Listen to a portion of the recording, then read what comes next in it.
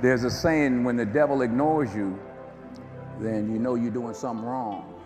Hollywood rewards flexibility, not the flexibility of a gymnast or a diplomat, but the specific, career-sustaining flexibility of knowing when to look away, when to stay quiet, and when to decide that what you just witnessed is simply not your problem. Denzel Washington, across 4 decades as one of American cinema's most decorated and consistently trusted performers, never learned that particular skill, and the evidence suggests he never tried. What he built instead, through films like Training Day, Malcolm X, Fences, and Man on Fire, is a professional reputation so anchored in personal conviction that the industry simultaneously admires and finds him exhausting to disagree with. His conflicts with fellow actors are not the tabloid kind. They don't involve trailers and thrown objects and leaked texts. They are collisions between different understandings of what it means to show up, what you owe the people around you, and whether talent excuses conduct. 6 actors found that out directly. Russell Crowe came to the set of American Gangster, Ridley Scott's 2007 crime epic, carrying an Oscar from Gladiator and a reputation for being exactly as difficult as advertised. Denzel Washington came carrying something different, a working process so disciplined and internally grounded that it barely announced itself to anyone watching from the outside. As Frank Lucas, the Harlem drug trafficker who built an empire by cutting out the middleman, Washington arrived already transformed, already ready, already expecting the same seriousness from the man playing Richie Roberts across from him. And that's when the incompatibility became impossible to ignore, because Crowe's method of accessing a character ran through external pressure, provocation, and the kind of manufactured on-set friction that some directors find useful and that Washington found corrosive.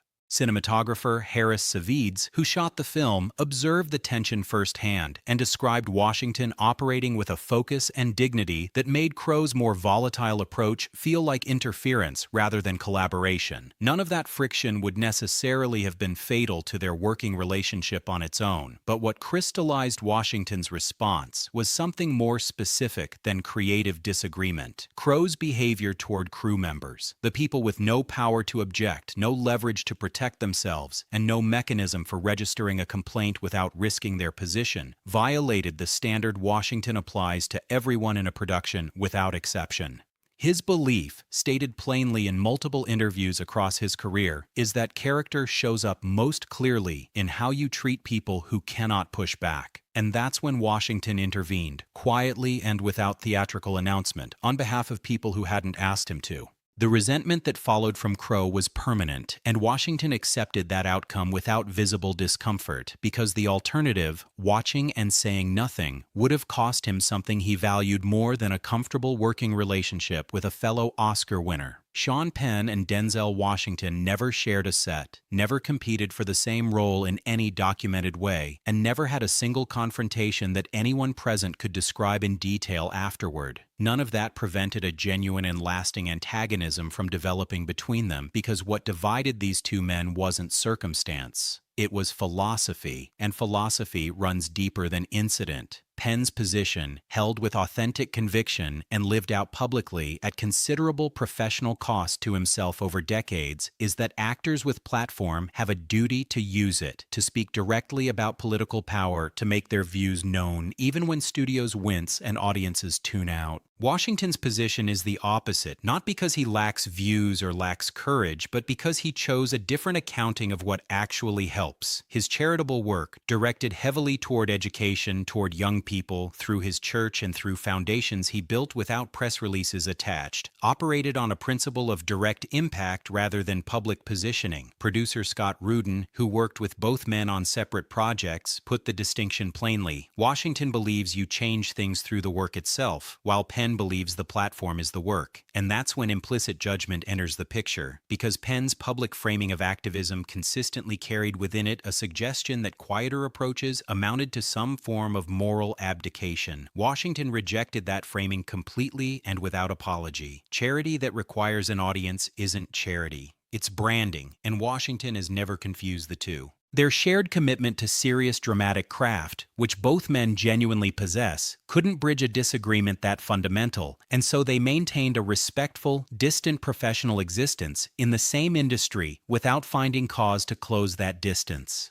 Gary Oldman is the actor Washington never worked with and by all available evidence deliberately chose not to, which tells its own story when you consider that Oldman ranks among the most technically accomplished performers of his entire generation. The ability to vanish into a character so completely that audiences forget they're watching a performance, that's not a skill Washington dismisses. He understands transformation. His work across Malcolm X, Philadelphia, and Hurricane demonstrates a range that required him to locate people profoundly different from himself and render them with enough specificity that audiences believed completely. But Washington's transformation always operates from a fixed point, a clear, stable sense of personal identity that persists underneath every role and reasserts itself the moment the director calls cut. Oldman's approach, at documented points throughout his career, moved in a different direction, toward immersion so total that the line between performer and character dissolved in ways that generated collateral damage for everyone else sharing the production. Casting director Ellen Lewis, who observed both actors during separate processes, described the fundamental incompatibility clearly. Washington needs collaborators who can reach character truth without sacrificing their own stability, and Oldman's reputation for unpredictable behavior suggested that stability wasn't reliably available. Their few industry encounters produced no recorded confrontations, no public statements, no drama conducted through interview proxies, just a sustained mutual absence that, given their comparable stature and decades of overlapping careers, becomes conspicuous once you notice it. Washington knew what he needed from collaborators, and he made his choices accordingly. Mel Gibson's entry on this list carries a weight the others don't, because it begins with genuine admiration and ends with something closer to grief. In the mid-1990s, Washington watched Gibson's directorial work on Braveheart and said publicly that he was impressed, not as diplomatic noise, but as a real assessment of someone who understood scale, emotional storytelling, and historical sweep at a level that commanded respect. That admiration was sincere, and its eventual disappearance was not gradual. Gibson's recorded anti-Semitic tirade during a 2006 DUI arrest, his documented pattern of threatening behavior toward people in his personal life, and his public statements degrading categories of human beings with a casualness suggesting these weren't lapses but actual positions. None of it left Washington any room to maintain what he'd previously felt. Director Antoine Fuqua, who has worked with Washington more extensively than perhaps any other filmmaker and knows him with corresponding depth, described his response to moral disappointment in people he once respected as quiet and total. Washington doesn't perform outrage, doesn't construct statements designed for public consumption, and doesn't leave doors open that his values require him to close. Gibson disappeared from his world, and the artistic vision Washington had genuinely admired turned out to be inseparable from the character that produced the ugliness Gibson displayed. That's what made it painful in a way the other conflicts weren't. Losing something you actually valued, realizing it never existed independently of something you couldn't accept. Katherine Heigl built real momentum in the early 2000s, moving from Grey's Anatomy, one of the highest-rated dramas on American television, to a film career that looked for several years like it might sustain itself at the level her early success promised. Washington observed that trajectory from the overlapping territory of awards circuits and industry events, and what he registered wasn't inadequate talent. Her talent was genuine and visible. The problem was a documented pattern of public behavior that Washington, shaped by 4 decades of watching how collaborative industries actually function, read as professional immaturity dressed in the clothing of honesty. Heigl withdrew her own Emmy submission in 2008, publicly stating the Grey's Anatomy writing that season hadn't given her material worthy of consideration, a statement that landed on the writers, directors, and crew members attached to that season like a verdict they had no mechanism to contest. She criticized productions she'd agreed to participate in after the agreements were signed, made public statements about collaborators that burned working relationships with a casualness suggesting she hadn't calculated what those relationships were actually worth. Washington never addressed any of this publicly because that's not how he operates. What he registered privately and what shaped his permanent assessment of her was the distance between the loyalty he considers a baseline professional obligation and the approach she seemed to consider authentic self-expression. The people who bear the actual cost of a performer publicly criticizing their shared project are rarely the studios with enough resources to absorb bad coverage. They're the writers, the directors building their next opportunity on the current film's reception, and the crew members whose livelihoods move with outcomes they can't control. Heigl's trajectory over the decade that followed contained its own commentary on what that pattern costs. Jared Leto is the most intellectually honest conflict on this list because it forces a question that doesn't have a simple answer. Where does artistic commitment end and professional irresponsibility begin, and who gets to draw that line? Leto's dedication to character preparation isn't performance. His physical transformation for Dallas Buyers Club, for which he took home the Academy Award for Best Supporting Actor in 2014, produced results that justified the extremity of the process by any reasonable dramatic standard.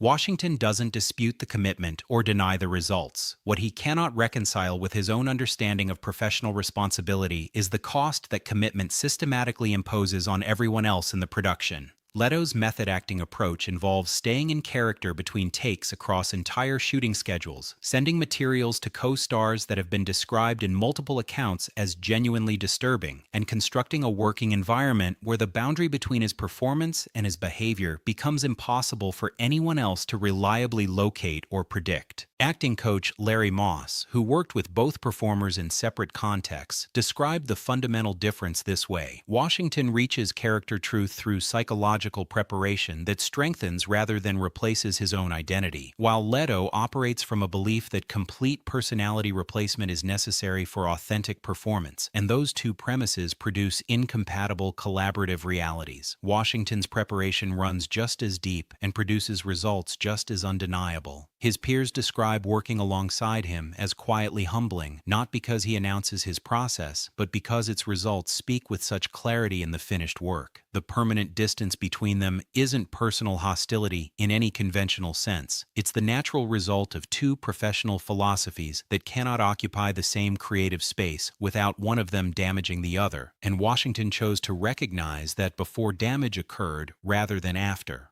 Pull all 6 of these conflicts together, and the connecting thread becomes visible. Washington's antagonisms are not with people who threatened his position, competed for his roles, or challenged his status at the top of his industry's hierarchy. Ego-driven conflicts follow a different logic. They cluster around competition, around perceived slights to status, around the specific vulnerability of people who've built their identity around being the most important person in the room. Washington's conflicts cluster around conduct, around how people treat those with no power to object, around whether talent functions as a moral exemption or simply as a context in which character shows up more publicly, around the distance between what someone claims to value and how they actually behave when the cameras are between setups and the publicists aren't watching. A version of his career could have been smoother. Fewer confrontations with powerful peers, more strategic alliances built through the kind of diplomatic flexibility that most industry survivors develop early and apply consistently. That version would have been easier to work around. The Washington who actually exists, the one that 4 decades of audiences have trusted with their time, attention, and genuine emotional investment, is more demanding precisely because his standards don't flex for opportunity or convenience. Character, as Denzel Washington has demonstrated more clearly and more consistently than perhaps anyone else working in contemporary American film, is the only performance that actually outlasts the production.